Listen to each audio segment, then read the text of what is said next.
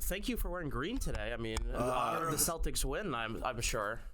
Yes. Very first thing that came to mind this morning is I randomly chose a tie that turned out to be green. Yeah. It's I think it's your subconscious because you knew we were going to be hanging out a lot today. So, you're just doing it to support me. No, that would have been black. We really are in the best time of year for sports, though, minus no football.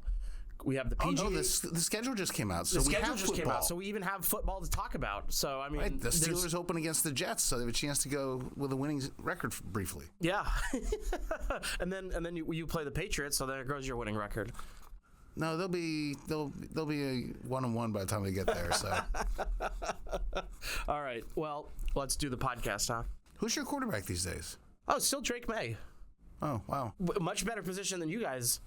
We have lots of quarterbacks. Yeah, you have lots of quarterbacks and no quarterbacks.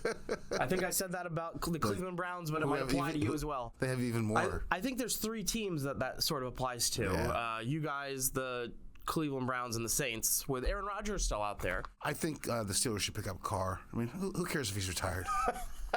Kirk Cousins is also still available. He's probably better than... He's expensive. All right, let's do the podcast. Okay, podcast. Welcome back to the AAF Exchange.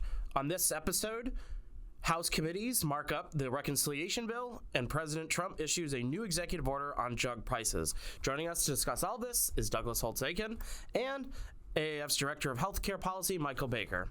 Doug, thanks for joining us. I love being on. Thanks. Yeah. So before we jump into everything, what's been on your mind recently? Tariffs. Yeah. Always tariffs. I mean, we saw the deal coming out of Switzerland, 90-day stand down on the China-U.S. tariffs.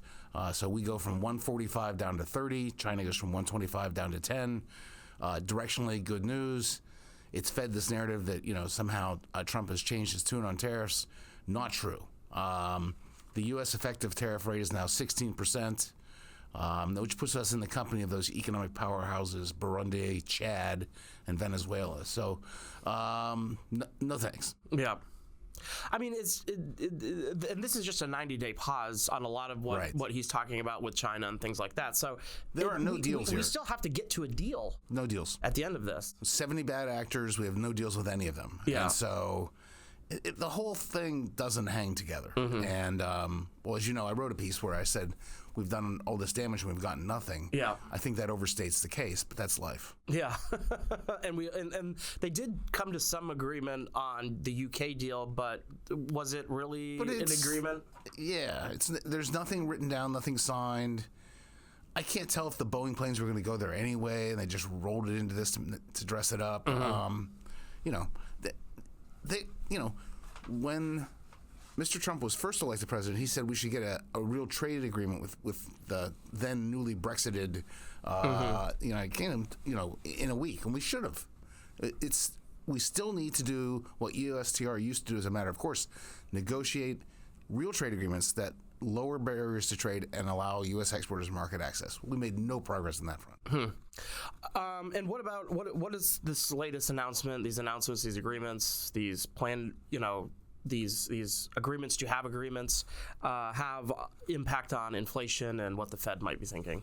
Well, we still have very substantial tariffs in place. Mm-hmm. We have a 10% universal tariff. We've got the Canada-Mexico ones, which are carved out to some extent. China still has a 30% tariff. That's not a zero. And we have all the products, steel, aluminum. So the Fed's going to be vigilant. And, I think they should be. We got the CPI data, and everyone said, oh, what a relief. We got this soft month. So we're at 2.3 year over year on the CPI, but we're at 4.0 over the past 3 months. Same's true for the core. We're at 2.8 year over year, but we're at 3.7 for the past 3 months. So it's heating up. No way around that. And we're just getting into the data that's really going to reflect the tariffs being imposed. Mm-hmm. Interesting. So you think probably the Fed holds position for the rest of the year, or no? Or at least through the summer. I think in June I had expected them to have to move. I just didn't know which direction. Yeah. Now I think they have the luxury of holding in June and making the decision at the next meeting. But by then, we're going to find out which is in bigger danger, the inflation mandate or the employment mandate, and they're going to have to make a move. Interesting. Let's turn to another fun topic, of course, the reconciliation bill. It seems to have finally making its way to the big committees, the ones that we've been waiting for. Ways and Means held their marathon markup, and Energy and Commerce did as well. So let's start with Ways and Means, the tax portion of this. What's in and what's out? Well, there's a permanent extension of the individual provisions and the pass-through provisions. That's something the Senate wanted a lot, but that chews up a lot of their allocation. They then have expensing of equipment investment, faster depreciation of some structures, expensing of R&D, and the interest deduction, but it's only for 4 years. So they've stacked it up against the 28 election. J.D. Vance can run, promising to get that extended. But that's not good growth policy. That's sort of playing political games with it. Those were the key pieces from a growth perspective. The rest are all no tax on tips. There was something in there for that. No tax on overtime. There's something in there for that. No tax on Social Security. They have an extra deduction for seniors. This is just political walking around money. It's not good growth policy, and so it's the opposite of tax reform. We're creating all these sort of special provisions, and we're bringing back things we got rid of. We got rid of something that used to be called the PEASE, P-E-A-S-E provision, where you phase out itemized deductions for high-income people. When you do that, you essentially have a hidden extra marginal tax rate. That was viewed as bad tax policy. We got rid of it. It's back. We got rid of interest deductibility. It's back if you buy a domestic car. And think about what they're going to do now. This is why sort of neutral taxes are so important. Everybody's leasing their car. You don't get an interest deduction on a leased car. Now, the leasing market's going to fall apart. People are going to take out loans and buy cars. So here we go.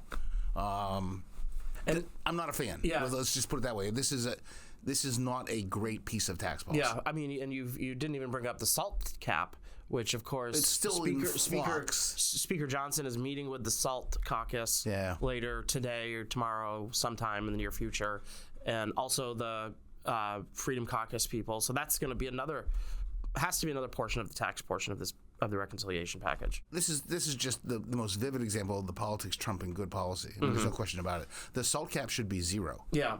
And they could then have the money to do all sorts of good tax policy. Yeah, I mean, so a lot of the conversation so far with the Ways and Means portion of this has been, what the political, like the tax on tips and stuff like that, the political promises that were made during the campaign, the pro-growth section. But what would have, and you wrote a little bit about this, you and back Brady. In the Representative Brady in the Wall Street Journal, what would have pro-growth policy have looked like? So, if the 17 Act was a tremendous simplification, this does a U-turn and makes the code more complicated in every dimension.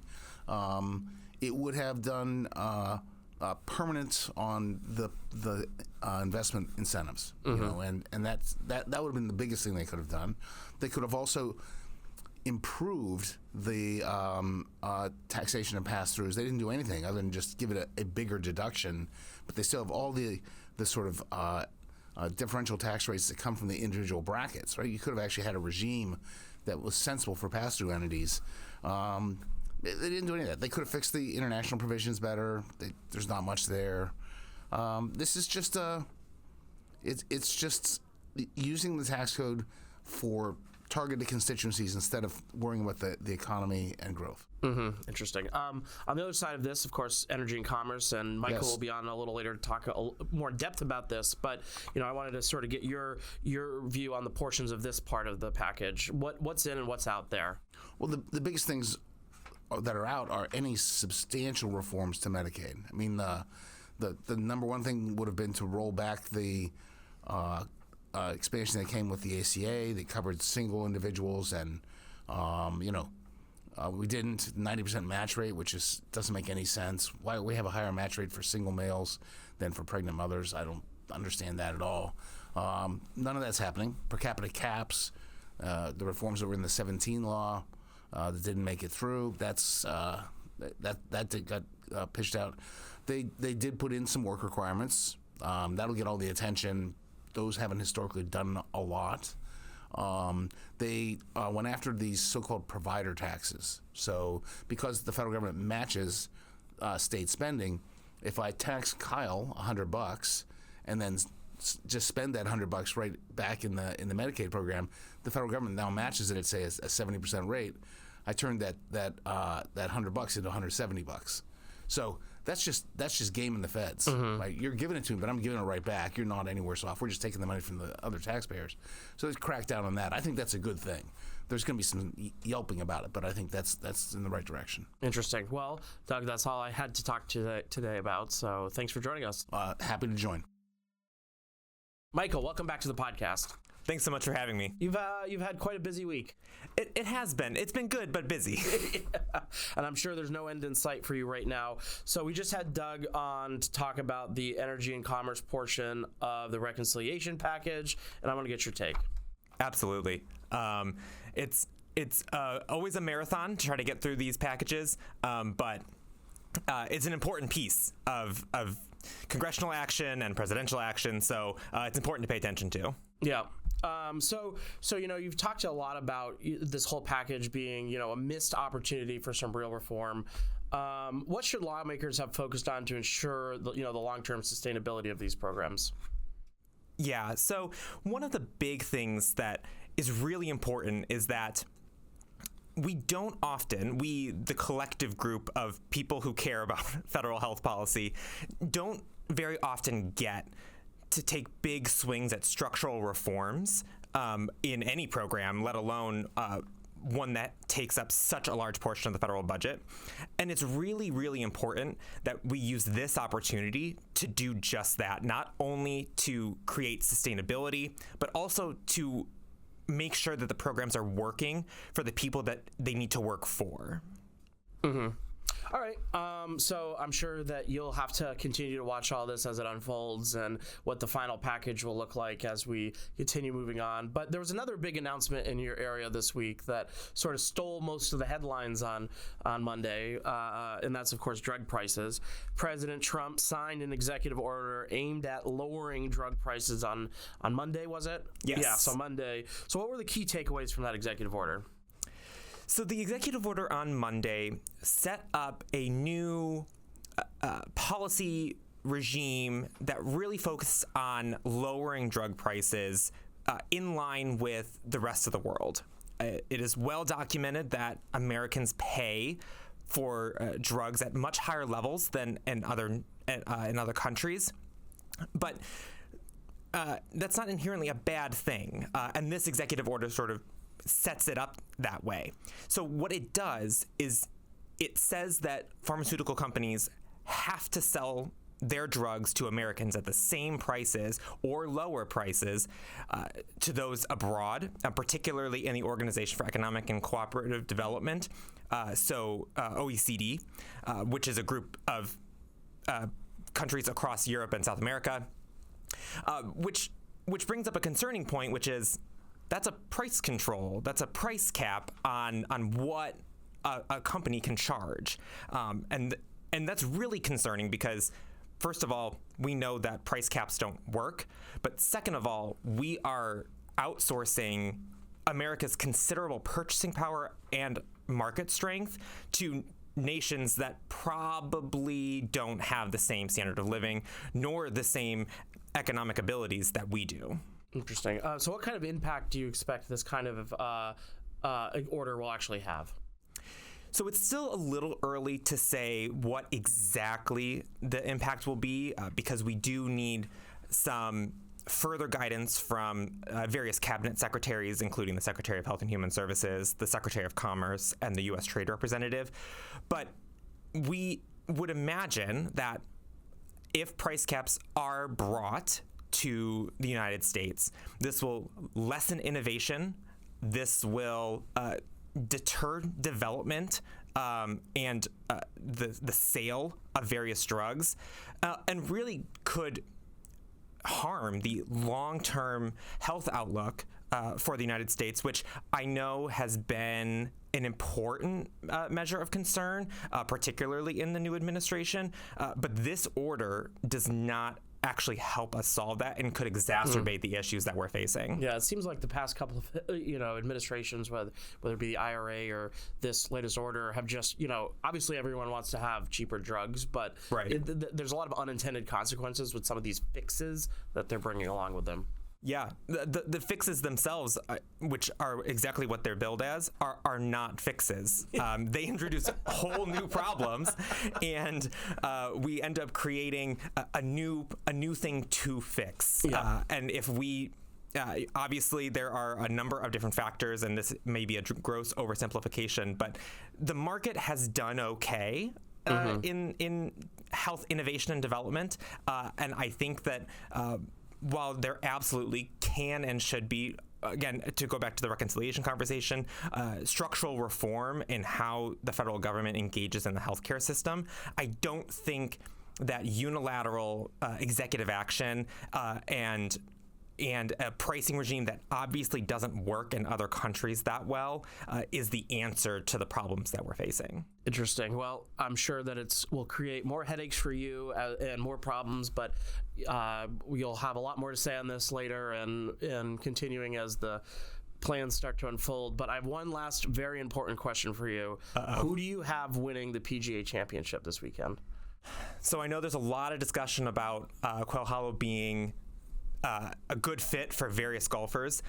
Rory McIlroy, chief among them. I do think that he probably has been unburdened by what has been. Yep. And so I think he's a good bet because he's just going out there to swing for the sticks. But there's a lot of good news about Scotty, who I hope sort of gets back to the top of the game, because again, this is it's really interesting when you have multiple good golfers that are out there. But I have to go with Rory because I just think he fits the course that well. I'm going to go with the second Grand Slam of the year with Jordan Spieth finally getting there. That would be great. I would really enjoy that. Michael, thanks for joining us. Absolutely. Thanks for having me.